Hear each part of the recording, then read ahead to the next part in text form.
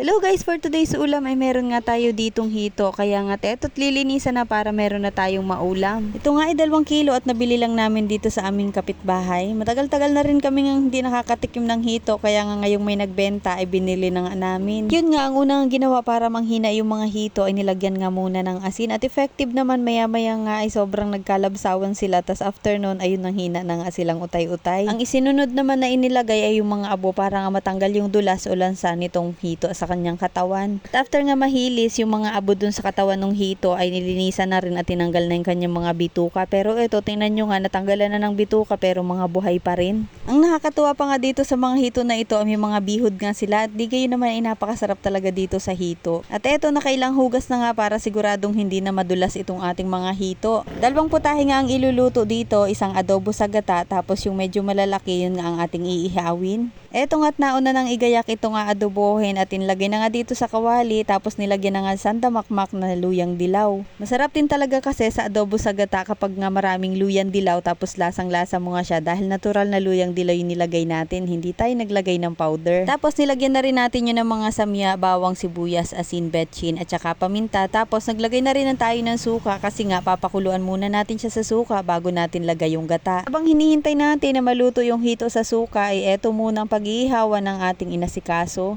Bali, nagbiyak-biyak lang tayo ng mga buno tapos ayan, lagyan na nga natin ng apoy para nga umpisa na silang magdalit. So after nga na medyo nagdadalit na nga lahat ng bunot ay kakalat na siya tapos papainitan na natin itong ating pag-iihawan. Kailangan kasi itong paglalagyan natin ay mainit para nga hindi dumikit yung ating iniihaw. Maya-maya nga ay chinek ko na nga itong ating nakasalang at inilagay ko na rin yung gata dahil luto na nga yung ating hito. Pagkalagay naman ng gata, hindi na natin tatakluban yan. Papakuluan na lang natin hanggang sa ma-absorb nga ng mga hito yung gata. Tapos maluto na rin syempre yung gata. Tapos nag-focus na rin tayo dito sa ating inihaw. Inilagay na natin yung mga hito.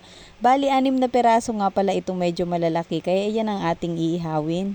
Tapos syempre para hindi masunog, inalagaan nga natin ang pagbabaliktad-baliktad. Tapos sabi nila kailangan gawin medyo malakas nga yung apoy kasi kapag mahina yung apoy, titigas yung laman ng hito at didikit siya sa tinik. Kaya dyan nga ay panay nga ang dagdag ko ng bunot para hindi mapugnaw yung ating apoy. After nyan ay nagtanong na ako sa mga eksperto kung luto na nga itong aking gawa-gawa. Kaya ayan, nung luto na nga ay inahon ko na nga at nang pwede na nga kaming makakain. So ayun, at eto na nga luto na ang aming ulam ngayong araw, adobong hito at inihaw na hito. So ayun lang for today's video. Please follow, like, and share for more videos. Thank you for watching.